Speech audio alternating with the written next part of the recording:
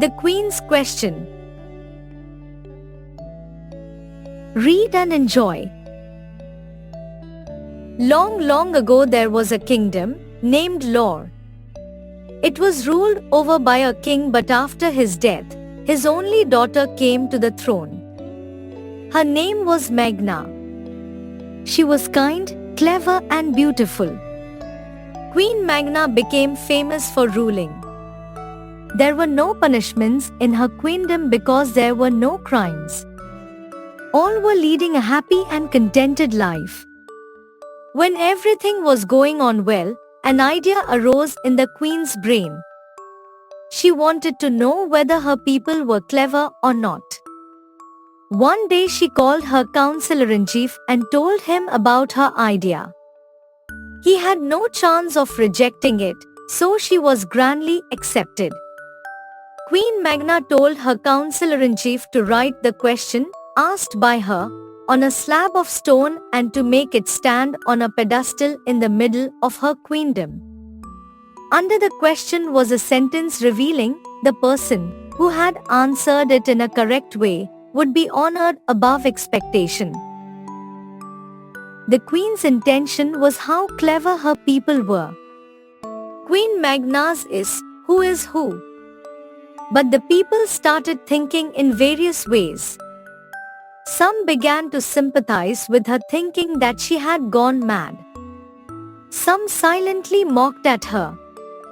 Some felt that she had become frustrated because she was not married. The counselor-in-chief appreciated the queen, saying that there was no peer to her in this universe.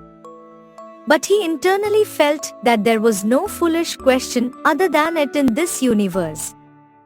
Days were rolling on.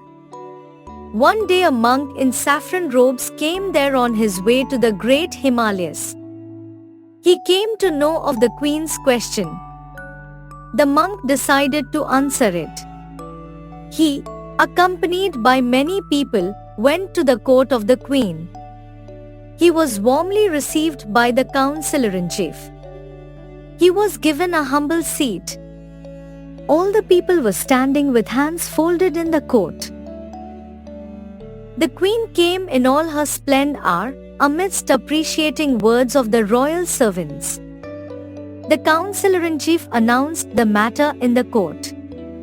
All stood silent.